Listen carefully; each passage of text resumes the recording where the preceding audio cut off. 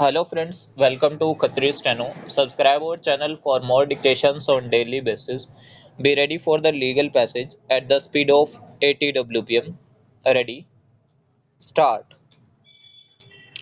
The High Court thus accepts the well-established rule of Hindu law of Stridhan that the articles mentioned in category within bracket A are meant for the exclusive use of the bride and are her personal property. Stop. Unfortunately, however, with regard to category within bracket C, while discussing the question of the rights of the bride to her exclusive property upon her entry in her matrimonial home, the High Court has wrongly applied what it had previously held with regard to category within bracket A.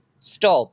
In one breath, the judges say that the bride is entitled to retain her ownership irrespective of her entry and presence in the matrimonial home, and in the other they come to the conclusion that the moment a married woman enters her matrimonial home, all her properties, including her exclusive property, become a joint property by a fiction of being placed in the custody of her husband or his relations.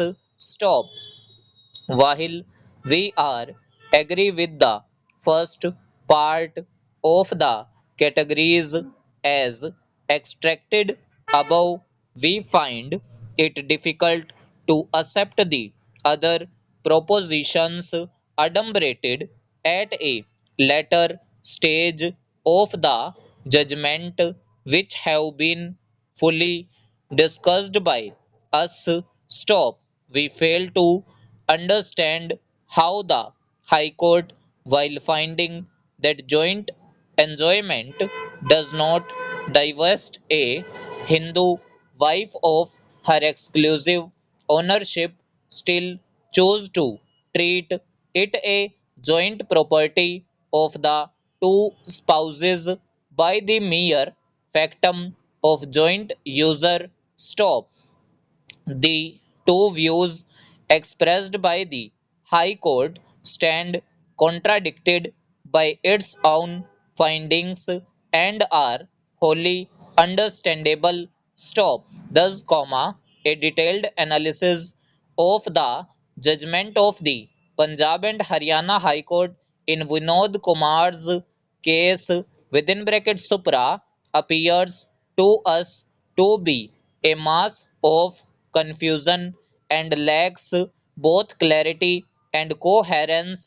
Stop. We are therefore unable to uphold or support the view of the High Court that upon entering the matrimonial home, the ownership of Sridhan property becomes joint with her husband or his relations.